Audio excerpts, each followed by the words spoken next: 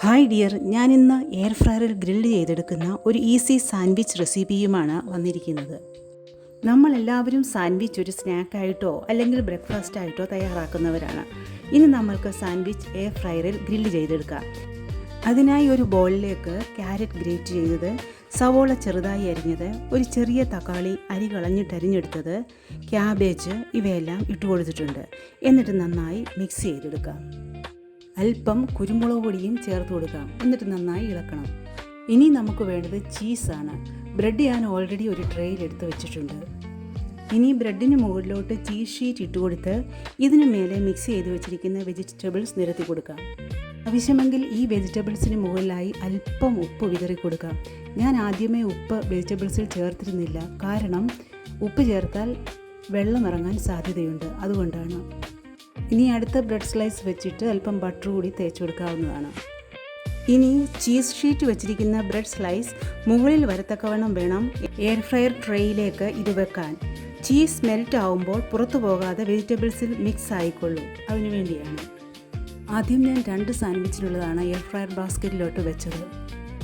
വീണ്ടും സ്പേസ് ഉള്ളതിനാൽ ഞാൻ 2 എണ്ണം കൂടി ഉണ്ടാക്കി വെക്കുന്നുണ്ട്. ഇതിനി 180 ഡിഗ്രി സെൽഷ്യസിൽ 6 മിനിറ്റ് എയർ ഫ്രയർ ചെയ്യാം.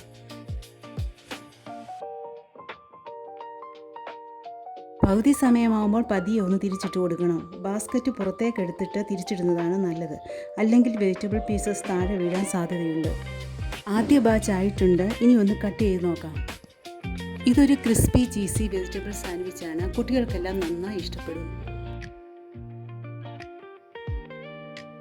അങ്ങനെ അടുത്ത ബാച്ച് ഇവിടെ റെഡിയാക്കി എടുത്തിട്ടുണ്ട്. ഇത് ഞാൻ 4 മിനിറ്റ് സമയം മാത്രമേ വെച്ചിരുന്നുള്ളൂ, കാരണം ഓൾറെഡി ബാസ്ക്കറ്റ് നല്ല ചൂടാണല്ലോ, അതുകൊണ്ട്. പെട്ടെന്ന് തന്നെ ക്രിസ്പി ആയി കിട്ടട്ടെ എന്ന് വിചാരിച്ചാണ് ഞാൻ ഇവിടെ എയർ ഫ്രയർ പേപ്പർ യൂസ് ചെയ്യാഞ്ഞത്. അത് കാരണം വെജിറ്റബിൾ പീസസ് താഴെ വീണ ബാസ്ക്കറ്റ് മോശമായിട്ടുണ്ട്. അതിൻ്റെ വലിയ ചൂടൊന്ന് പോയിട്ട് നമുക്ക് ബാസ്ക്കറ്റ് എടുത്ത് കഴുകാനായി വെക്കാം. ആ സമയം കൊണ്ട് ഞാൻ യൂസ് ചെയ്ത പാത്രങ്ങളൊക്കെ ഒന്ന് കഴുകി വെക്കുന്നുണ്ട്. ഇപ്പോൾ ബാസ്ക്കറ്റിന് ചെറിയ ചൂടേ ഉള്ളൂ, അതുകൊണ്ട് നമുക്ക് കുറച്ച് വെള്ളവും ഒഴിച്ച് സോപ്പും ഒഴിച്ച് സോക്കാകാനായി വെക്കാം.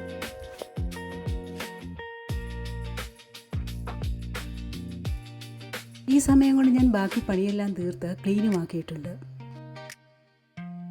ഇനി ഈ ബാസ്ക്കറ്റ് നമുക്ക് ഒരു സ്പോഞ്ച് കൊണ്ട് കഴുകി തുടച്ചെടുക്കാം.